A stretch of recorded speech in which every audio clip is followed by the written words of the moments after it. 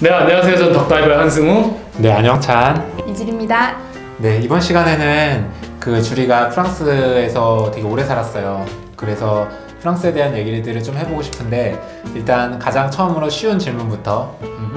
우리가 흔히 생각하는 프랑스는 되게 낭만적이고 선진국이고 되게 시민의식도 굉장히 높고 그런 나라라고 알고 있는데, 또 어떻게 보면 얼마 전에 그 데모할 때 하는 거 보니까 우리나라 뺨치게 하더라고. 진짜 수류탄 아니지. 화염병 던지면서 똑같더라고. 아, 잠깐만. 근데 그 전에 프랑스에 얼마나 살았어요? 뭐 오래 사셨다고 소개해 주셨는데 사실 당연히 더 오래 사신 분도 많을 거라 생각하는데, 저는 어학연수 6개월 있었고, 그리고 교환학생도 3개월 있었고, 그 다음에 대학원 2년 이렇게 해가지고 다 합치면 한 3년 정도? 이 정도 살았거든요. 오케이. 네.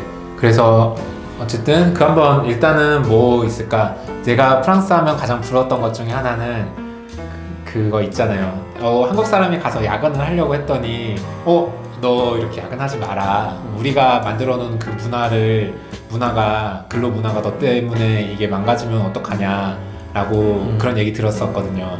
그러니까 일을 굉장히 널널하게 하고 야근하려고 그러면은 야근은 절대 하면 안 된다는 그런 문화가 있다. 우리나라는 반대로 야근이 기본이고, 야근을 안 하려고 하면 너 왜 그러냐 약간 이런 게 있는데, 저 같은 경우에는 그 프랑스에서 일한 경험은 한 6개월 정도 그 NGO에서 그 6개월 정도 인턴을 했었거든요.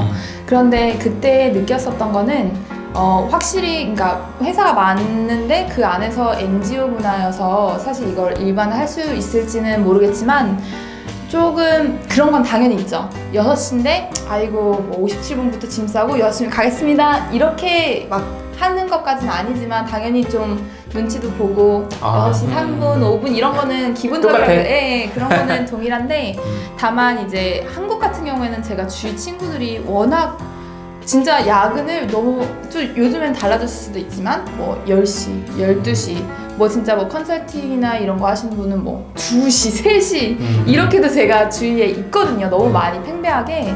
그런데 프랑스에서는 뭐 야근, 제가 다녔던 경험으로는 뭐 야근을 해도 한 7시, 7시 반, 근데 막 7시 반이 잤다 그러면은 그분의 정신건강을 걱정하는 이렇게 너무 일 열심히 하는 거 아니냐, 좀 건강을 챙겨야 되는 거 아니냐, 이런 걱정 어린 목소리. 너 이러다가 번아웃 온다. 이러다 번아웃 온다. 뭐 좀 이런 거에 저는 조금 충격을 받긴 했어요. 7시까지 일해서 번아웃이 오진 않을 텐데. 근데 그게 일반적인 문화인가요? 아니면 어떤 조직의 문화였나요? 제 친구들의 기반, 그러니까 뭐 은행도 다니고 아니면 그냥 일본에 그냥 일반 회사 다니는 제 프랑스 친구들의 기준으로는 야근을 한국만큼 하진 않아요.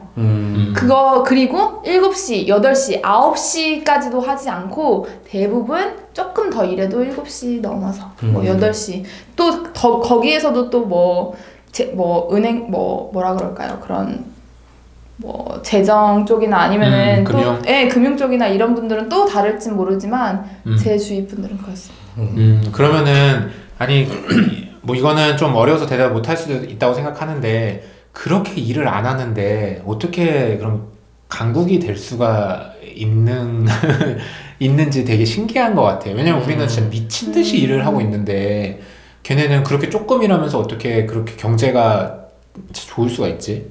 어떻게 강대국이 되고? 근데 어떻게 보면 저희가 미친 듯이 일해서 지금 이렇게 온 거잖아요. 미친 듯이 안 일했으면 이렇게까지 안 왔을 거 아니에요. 그러니까 걔네들보다 우리가 이렇게 일을 하고 있는데 뭐 더 못하고 있다 이런 느낌으로는 볼 수는 없겠지만, 아무래도 프랑스 같은 경우에는, 한국은 정말 좀 이렇게 뭐라 그럴까요? 자원? 이런 거가 많이 없는데, 프랑스 같은 경우에도 농업이 굉장히 발달을 해 있고, 그리고 또 다른 뭐라 그럴까, 한국보다 좀 네트워크가 아무래도 식민지도 많이 했었고, 그래서 그런 네트워크가 좀 더 넓은 동부에서. 느낌?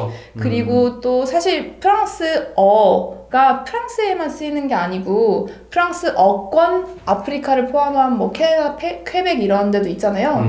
그러니까 뭔가 좀 넓은 느낌이 있긴 해요. 그래서 기본적으로 가진 게 좀 많구나. 네, 제가 느낀 거는. 그리고 또 궁금한 거는 네. 그 프랑스 하면 딱 생각나는 거는 똘레랑스, 네. 관용의 나라. 관용의 나라. 네, 그래서 뭐 그 외국인이나 이런 것들에 대해서 굉장히 열린 마음으로 시민의식. 그쵸. 되게 기억에 남는 거는 예전에 테러 났을 때도 뭔가 시위 되게 평화적으로 시위했던 그 기사 보면서 와, 시민의식이 정말 높구나 라는 생각을 했는데 실제 경험했을 때는 어때요? 그러니까 뭐 근데 인종차별 같은 거는 인종차별 같은 경우에는 사실 대도시에 갈수록 더 적은 건 맞는 것 같고요. 그리고 조금 소도시나 이런 데 갈수록 조금 더 외국인을 아무래도 아시아인이나 이런 사람들을 많이 본 수가 적기 때문에 뭐 그게 호기심의 눈빛이 됐건 아니면 정말 뭐 10대, 20대들이 뭐 중국인 옆에서 니하오 뭐 이러면서 지나가는 게 됐건 확실히 대도시보다는 있는 것 같긴 하거든요. 근데 뭔가 프랑스를 저희가 생각을 했을 때 프랑스 백인이라고 생각하지만 너무 다민족 국가라 그래야 되나요? 베트남계 프랑스, 캄보디아계 프랑스, 뭐 아프리카도 세네갈계 프랑스. 그러니까 정말 프랑스 사람. 그러니까 그 사람들이 어디 계지만 이미 이민 2세대, 3세대 사람들이라서 엄마 때부터 해서 다 이민을 온지 그냥 프랑스 사람이에요, 본인은. 그런 사람들이 되게 많거든요. 특히 이제 대도시에 갈수록 파리나 이런 데일수록. 그렇기 때문에 사실 너무 다양해서 조금 일반화시키기는 어렵지만 인종차별이 없는 건 아니지만 확실히 그냥 우리가 생각하기에 한국 사람, 한국같이 생긴 애 이렇진 않아요. 프랑스 사람이면은 그게 흑인일 수도 있고 아시아 사람일 수도 있고 정말 백인일 수도 있고 아랍일 수도 있고 기본적인 이야기 같은 느낌이긴 하네요. 네. 그리고 나는 잘 모르는데 홍세화라는 사람에 대해서 아까 잠깐 얘기해줬잖아. 네. 그거 무슨 얘기야? 그게 프랑스는 관용의 나라, 말씀하신 똘레랑스 그거를 이제 얘기를 하면서 저 같은 경우에는 홍세화 씨를 통한 이제 해서 들었던 프랑스의 이미지는 그러니까 좀 아무래도 평등하고 뭐 대학교 입시나 저는 그때 고등학교 때 접했던 것 같아요. 그래서 대학교 입시가 이렇게 한국같이 너무 경쟁적이지 않고 이제 대학교 등록금도 비싸지 않고 뭐 이런 거 이미지를 많이 가지고 있었거든요. 그런데 당연히 나라마다 차이는 있겠지만 프랑스에서 이제 국립대학이라고 하면은 파리 뭐 1, 2, 3, 4 몇 대학교가 있잖아요. 근데 제가 처음에 공부하러 갔을 때는 그 정도 접하고 갔는데 막상 저는 파리 4대학에서 교환학생을 했거든요. 그런데 4대학에 들어갔는데 친구들이 다 편입 준비를 하고 있더라고요. 4대학에서 공부하는 사람들이 다 사립대학교. 더 프랑스 명문대학이 있어가지고? 네. 뭐 사립대학교 등록금이 훨씬 비싸고 뭐 경영대, 한국에서도 경영대는 많이 인기가 많지만 그런 데에서 편입 준비를 많이 하고 있더라고요. 그리고 학원도 있고. 프랑스에서도? 네. 이 보습학원 이런 게 있어가지고요? 보습학원이 있죠. 그러니까 입시학원이라고 그래야 될까요? 그런 것도 많이 다니고 있고.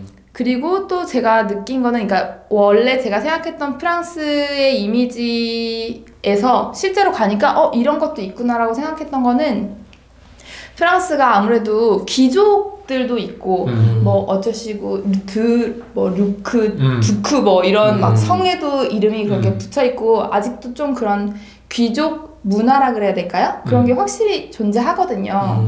그렇기 때문에 좀 그런 코스 뭐 정치인이 되려면 여기 학교, 저기 학교, 그 다음에 석사 여기에서 어디로 가야지 하는 거 그런 거가 존재하더라고요. 그러니까 어떻게 보면은 어느 나라나 그런 엘리트 문화나 이런 거는 존재하지만 그런 이미지 때문에 저는 프랑스는 이렇게 좀 생각했던 게 있었는데 정도는 다르지만 어디에 가던 그런 거는 있다라는 그런 좀 오히려 제가 생각했던 이미지를 좀 이렇게 깨는 그런 경험이 있었던 것 같아요. 나도 이해하면서. 내 친구한테 들은 거는 약간 비슷한 얘기인데 우리나라 치맛바람 세다 그러는데 프랑스도 똑같이 공부 잘하는 애들 가는 그랑제골? 그렇죠. 이거 똑같이 있고 거기 가기 위해서 굉장히 노력하고 그래서 뭐 등록금도 비싸?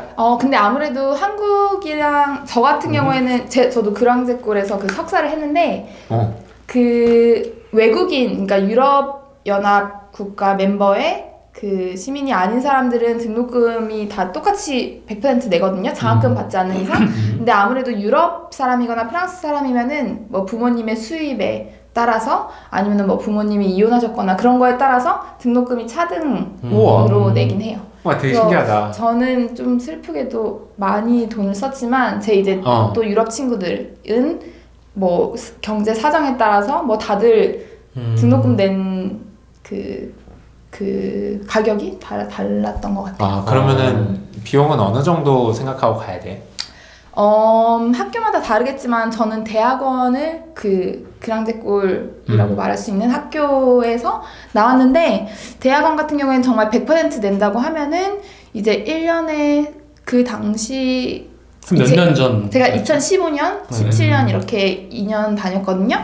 근데 1년에 그 등록금만 1,700만 원 정도 생각을 그때 냈어요. 그럼 생활비랑 하면 얼마 정도 들었어요, 그러면? 생활비 우선 등록금 그 정도고 생활하는 거는 우선 파리 안에서 살려면은 뭐 집값 같은 것도 정말 최소 한 70만 원 정도 생각을 했던 것 같고 그 플러스 밥 먹고 하면은 그래도 한 달에 100만 원? 100만 원 그래도 조금 밥도 다른 것도 먹고 싶다 스파게티 말고 집에서 먹는 거 말고 그러면 한 150 정도 들었던 거 그러면은 그 70이라는 게 하우스 그 쉐어하고 이런 걸 얘기하는 거지? 저는 처음에는 거기 프랑스에 이렇게 집들 보면은 맨 위에 한여방이라고 있거든요. 이렇게 좀 옥탑. 세모로 이렇게 돼 있어서 집 구조 자체도 딱 들어가면은 이제 이렇게 천장이 기울어져 있어요. 거기가 제일 싸요. 올라가기도 제일 힘들고. 그런데 거기에 파리 완전 중심부에서 한 70만 원 주고 살았는데 그때가 3m 정도였거든요. 그러니까 그게 70만 원이에요? 네. 그런데 그 이후에 너무 제가 좁고 그래서 이제 룸메이트랑 같이 사는 거기는 조금 더 컸던 것 같아요. 한 30제곱미터 정도 됐던? 거기에도 조금 더 파리에서 외곽부로 나가서 쉐어하는 것도 한 70만 원 정도. 근데 이제 더 커졌죠. 그리고 아까 나는 귀족 얘기 나와서 네. 그런데 오히려 귀족 문화가 되게 옛날부터 이렇게 공고하게 온 거면 우리나라 뭐 재벌은 저리 가라 할 정도로 이게 사회적 계급 차이가 엄청 심할 수도 있겠다 생각이 드네. 계급 차이가 드러나진 않나? 제가 처음에 프랑스 갔을 때 느꼈던 거는 사실 한국 사회 같은 경우에는 당연히 이제 뭐 어떤 사회 계급의 위에 있는 사람이랑 안에 있는 사람이랑 딱 보이는 게 보여서 알 수는 없잖아요. 뭐 옷가지나 이런 게 있을 수는 있지만 근데 프랑스는 아무래도 인종이 다양하니까 조금 뭐 청소하시는 분 아니면은 그냥 이렇게 노동직이 있으신 분들은 거의 다 뭐 아프리카 사람, 아프리카 계 이민자 계열이 많고 이러니까 뭔가 사회에서 그런 계급이 인종으로 보이는 듯한 느낌을 저는 처음에 받았거든요. 그래서 그게 되게 좀 충격이었었어요. 그럼 귀족은 딱 보면 귀족이다 이렇게 느껴져? 귀족은 딱 보면 이름에서 성에서 나오죠. 성에서 이제 예를 들어 뭐 베트남계인 친구는 베트남계 성일 거고 베트남 성일 거고 프랑스 성인 거는 프랑스가 딱 성이 보이는데 그 중에서도 이제 뭐 귀족이나 조금 더 그런 성은 좀 길거나 어떤 단어가 들어가 있거나 막 이런 게 있거든요. 예를 들어 어떤 거예요?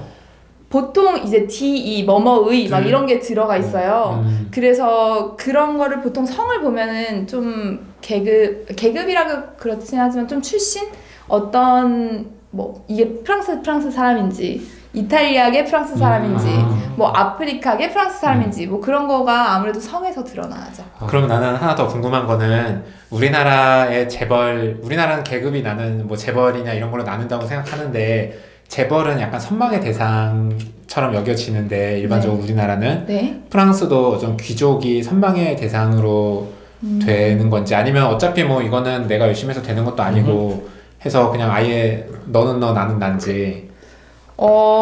근데 사실 제가 그런 귀족 계급의 삶을 본 적은 없지만 아무래도 프랑스도 스타트업도 많이 생기고 아. 되게 좀 그런 글로벌 세계적으로 이제 하는 그런 물결에 되게 벗어나지는 않는다고 생각하거든요. 한국처럼.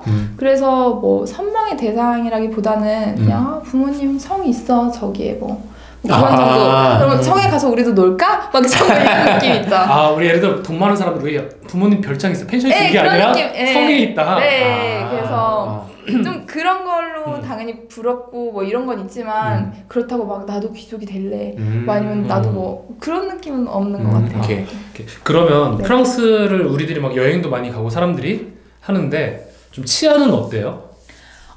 개인적인 경험으로. 개인적인 경험으로는 치안 아무래도 좀 일상에서 느끼는 치안은 조금 별로 안 좋긴 하거든요. 파리에 특히 살면은 파리가 지역마다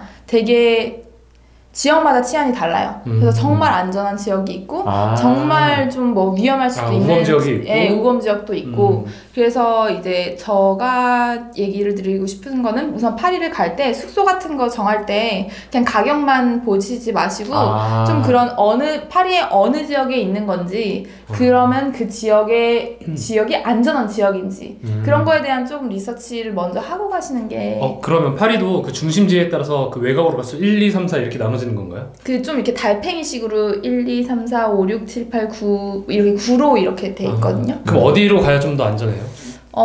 아무래도 파리가 이렇게 동그랗고 여기 샌드강이 있으면은 왼쪽 밑에 지역 아마 15구 이쪽 그쪽이 좀 안전하다? 네, 그쪽이 좀 안전하죠. 그리고 나도 예전에 프랑스 갔을 때 여행 갔을 때 몇 번 들었던 얘기가 흑인 어쨌든 흑인들 모여 있거나 그 아랍 애들 모여 있으면은 좀 피해 가라라고 얘기 들었었어.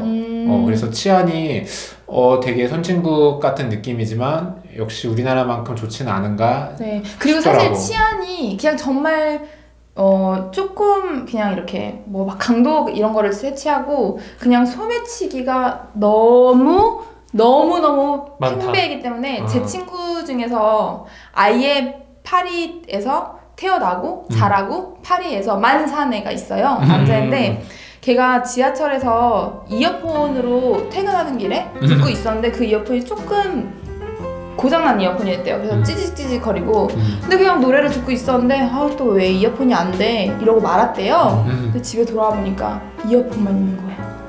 핸드폰을 빼서 이미 소매치기를 당한 거예요. 근데 이게 소매치기가 한국인뿐만 아니라 그냥 프랑스 사람들도 많이 당하거든요.